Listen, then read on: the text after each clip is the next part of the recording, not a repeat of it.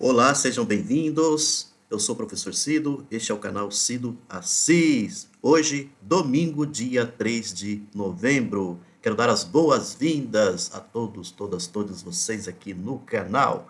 E já vou aí pedindo aquela colaboração de todos vocês no sentido de fazer a sua inscrição, se você ainda não é inscrito aqui no canal, de não deixar de dar aí o joinha. Esse joinha é muito importante, tá? O like é importante, vai fazer com que esse vídeo ele ganhe um alcance maior. Não esqueça de fazer o seu comentário. E se você está se inscrevendo aqui pela primeira vez, clica aí no sininho, se inscreva, clica depois no sininho para você receber todas as notificações, tá, que a gente postar aqui. Hoje é notícias de domingo. E notícias de domingo de hoje, dia 3 de novembro, eu quero dedicar a um assunto que foi assim muito debatido durante muito tempo, não é de agora, durante muito tempo, que diz respeito ao imposto sobre grandes fortunas. Olha só, o imposto sobre grandes fortunas. Estou pegando essa notícia como a principal para a gente poder debater hoje no domingo, tá certo? Fazer uma reflexão sobre a importância desse imposto e que, infelizmente, o imposto foi derrubado, tá? O imposto ele foi derrubado.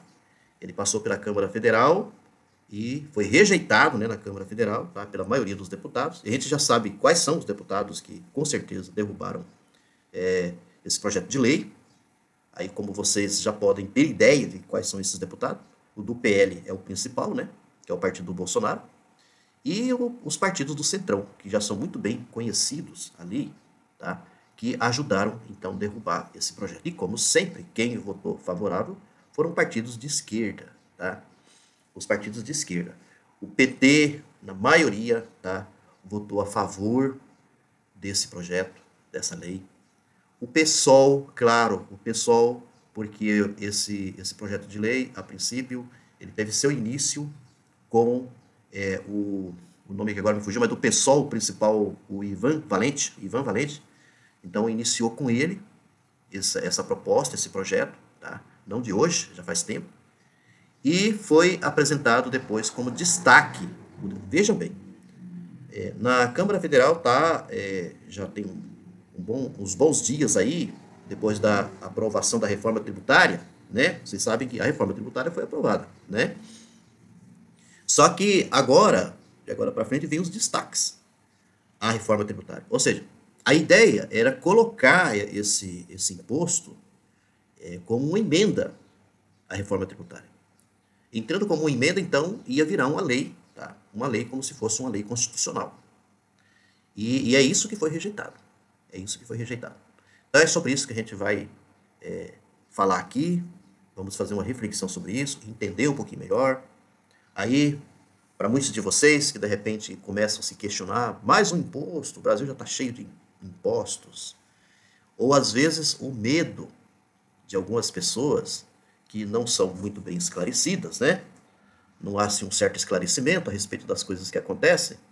Aí a pessoa fica preocupada com o bem dela, achando que agora vai cair um imposto em cima de um bem que foi muito suado, que foi muito trabalhado para poder conseguir, terras e assim por diante. É um entendimento equivocado, porque em boa parte de muita gente que está aí preocupada, essa lei não iria cair, ela não iria atingir essas pessoas, tá certo? Ela não iria atingir essas pessoas. É que tem muita gente mesmo, que não faz ideia da quantidade de pessoas, de famílias aqui no Brasil, que tem um capital, assim, de forma exagerada, que são os chamados bilionários, tá? São os bilionários. Aqui no Brasil nós temos uma boa quantidade, e quando a gente fala de boa quantidade, significa que é muita gente, tá? Esses bilionários não são muitos, são poucos, tá? Mas no Brasil tem. Se você for fazer uma escala aí, você vai passar por mais de 20 famílias no Brasil que tem uma... E se pegar por aqui, pelo que a lei prevê, porque a lei prevê pessoas que têm um capital, né, um bem, né, os bens, que ultrapassa os 10 milhões de reais. Ultrapassa os 10 milhões de reais. Quantos milhões que você tem?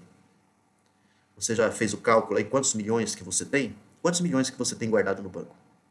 Passa de milhões? A gente sabe assim que tem muita classe média aqui no Brasil, uma classe assim que é remediada, né? Uma classe mais remediada, que mal chega a 1 milhão. Para chegar a 1 milhão é o maior sacrifício do mundo, né? Mal chega a um capital, tá? Uma quantidade de dinheiro, ou empregado, esse dinheiro, ou aplicado, mal chega, com muita dificuldade chega a 1 milhão. Agora você imagina 10 milhões. E 10 milhões ainda é o pouco. Ou seja, tem gente com muito mais que ultrapassa os bilhões, não é milhão, ultrapassa os bilhões. Então eu estou comentando tudo isso aqui porque essa lei, ela teria assim como objetivo de taxar esses bilionários, né? Milionários, bilionários e assim por diante. Aí eu quero chamar a atenção aqui de vocês em relação ao que muita gente acha que nós temos muitos impostos aqui no Brasil. Ah, o Brasil já tem impostos demais. Mas, gente, o que precisa ser pensado numa situação como essa é assim, quem são as pessoas que pagam impostos aqui no Brasil? Você já imaginou isso na sua cabeça? Quem são as pessoas que pagam impostos aqui no Brasil? Se você for assim aprofundar sobre isso, você vai perceber uma coisa muito interessante. Que quem são os que mais pagam impostos são pessoas de classe baixa, de classe média para baixo. São as pessoas que mais pagam impostos aqui no Brasil. Tá certo? Então, você tem impostos, eu pego assim muito o funcionalismo público. O funcionalismo público paga imposto pra caramba, né? E nós, às vezes você pode até pensar assim, mas aonde que está também incluído esses impostos? Está incluído na sua compra, no seu poder de compra do dia a dia. Está tudo embutido ali, impostos na sua compra. O empresário, não sei quanto lá, ele também paga, mas isso é cobrado. Isso quer dizer, acaba o consumidor pagando esses impostos. Para você ter uma ideia, nós pagamos inclusive até fretes, né? Vocês podem ver que os preços estão incluídos, tudo isso, está incluído impostos, está incluído os fretes e assim por diante. Se você pensar bem em relação a isso, dá para a gente entender que a pessoa que ela é rica, ela é um grande empresário, ela tem N formas de driblar essa situação toda. E o pobre? E as pessoas do dia a dia? As pessoas de classe média também? Como é que elas vão conseguir se livrar de impostos? Elas não conseguem se livrar. Você vai pagar a sua conta de luz, já tem imposto embutido na sua conta de luz. Você vai pagar água, já está embutido o imposto lá na sua conta. E assim vai. E aí, para complementar essa questão de pessoas de grandes fortunas, boa parte do pessoal do agronegócio, que muita gente não sabe, esses grandes fazendeiros, eu sei aqui por Mato Grosso, né, o pessoal da soja, por exemplo, que eles são, assim, eles não pagam impostos. Ou seja, eles são liberados de pagar impostos. Vocês sabiam disso? Eles não pagam imposto. Eles são liberados. Isso porque diz que é o chamado incentivo fiscal. Uma forma de incentivar para que esses grandes latifundiários eles possam produzir, porque o entendimento que se tem dentro de uma sociedade capitalista como a nossa aqui, é que esse povo de grandes fortunas, eles são produtores de riquezas. Eles são produtores de riquezas.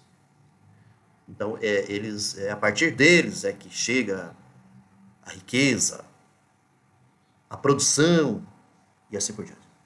Quando você pega a questão da soja, tem um dado muito interessante, porque se você pensar bem, quem é que consome a soja? Quem é que consome a soja? Quantas vezes você usa soja no seu dia a dia? Né? E a gente sabe muito bem que, igual no caso de Mato Grosso, boa parte das terras que são tomados conta assim dessas terras, de uma grande quantidade de terras, são os produtores de soja. É eles que tomam conta de boa parte dessas terras. Se a gente pensar em produção de alimentos, o que esses grandes produtores aí, eles produzem em termos de alimentos para a nossa mesa do dia a dia? Quem na realidade produz na nossa mesa do dia a dia é o pequeno produtor. Sabia disso? É o pequeno produtor. Boa parte da alimentação nossa provém do pequeno produtor. Não é à toa que o movimento Sem Terra, quando tem catástrofe, quando tem qualquer problema assim, em qualquer cidade, eles são os primeiros a fazerem doações de alimentos, aquela coisa toda, que vocês já cansaram de ver sobre isso, né? Então, vocês estão entendendo a situação? Esse imposto sobre grandes fortunas, ele, se a gente pensar bem, ele está certíssimo de que precisaria ter esse imposto sobre grandes fortunas. Até por uma questão de distribuição de renda, se a gente pensar com relação à questão da desigualdade social também, e assim por diante. Então, é uma forma, não vai resolver grandes problemas, mas é uma forma de você amenizar um pouco aí a situação e você também colocar assim, responsabilidade em cima dessas pessoas que são afortunadas, que são livres de muita coisa, são livres de impostos. Eles recebem muito mais assim incentivos do que pequenos produtores, do que a maioria da população. A maioria da população sofre o dia a dia. Não é dessa maneira que a maioria da população, né, vive como muita gente pensa. Então, para poder encerrar aqui a minha participação hoje, né, aqui, o Notícias de Domingo, olha só, isso é uma estimativa, né, do Brasil de Fato, que mostra que imposto sobre grandes fortunas poderia render 40 bilhões de reais ao país. Então, o IGF, que é esse imposto, a sigla do imposto, está instituído na Constituição Federal de 1988, mas nunca foi regulamentado. Ou seja, ao mesmo tempo, esse imposto está previsto na Constituição Federal. Ele está previsto na Constituição Federal. Vou só aqui ler essa parte. O artigo 153 da Constituição Federal, promulgado em 1988, determina que compete à União instituir impostos sobre grandes fortunas, mediante lei complementar. Após quase 35 anos, a medida nunca saiu do papel. O que houve foi justamente o contrário do previsto na Carta Magna. Uma redução nas taxas para a parcela da população brasileira que concentra altos patamares de riqueza. Olha, entendam bem, uma redução nas taxações, né, de uma parcela da população brasileira, que é isso como eu comentei aqui com vocês. Que são exatamente essas pessoas que possuem grandes riquezas. Que elas são livres, num certo sentido assim, tá? E aí deitam e rolam. Tem dinheiro à vontade, exagerado, enquanto que uma boa parte da população vive na miséria.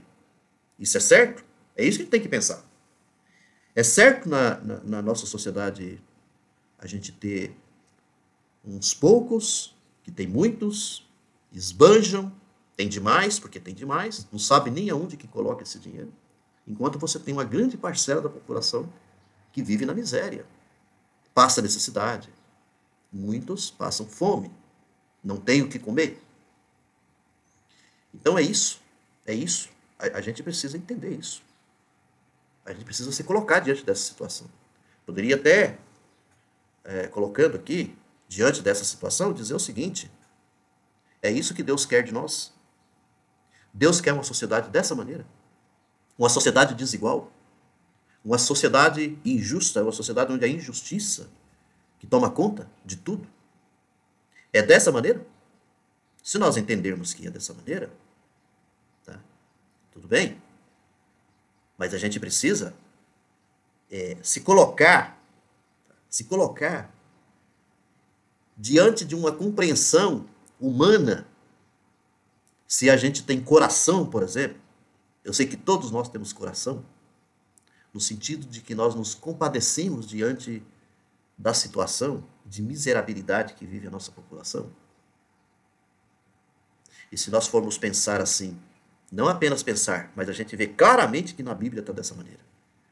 Deus Ele é o Deus da justiça. É um Deus justo, não um Deus injusto. Deus, ele não quer ver os seus filhos sofrendo. Deus não quer ver os seus filhos sofrendo. Basta você entender muito bem, você que é religioso, o que aconteceu no Egito na época de Moisés, a libertação dos hebreus, lá do sofrimento, da escravidão do Egito. Por que será que Deus chamou Moisés para poder libertar o seu povo? Será que era só uma coisa bonita para mostrar para todo mundo? Não, porque Deus não quer que ninguém viva na escravidão. A gente tem que colocar isso na nossa cabeça. Deus não quer que ninguém viva na escravidão. E nós temos a escravidão moderna, a escravidão do mundo atual. É muito patente o quanto que muitas pessoas são escravizadas, principalmente aqui no nosso país. Uma outra oportunidade eu vou falar um pouquinho melhor sobre essa questão da escravidão. É muito interessante. Tem artigos aí excelentes que tratam sobre isso, sobre essa escravidão. É claro que é sempre colocando aqui o Gessé de Souza, o grande sociólogo aí, que ele vai falar da elite do atraso. Agora ele, com um novo livro aí, O Pobre de Direita. O Gessé de Souza, ele não cansa de dizer que existe a escravidão não acabou. A escravidão, ela ainda acontece, mesmo nesse mundo nosso de hoje. Tá certo? Bom domingo e até segunda-feira estamos aqui de volta. Um abraço.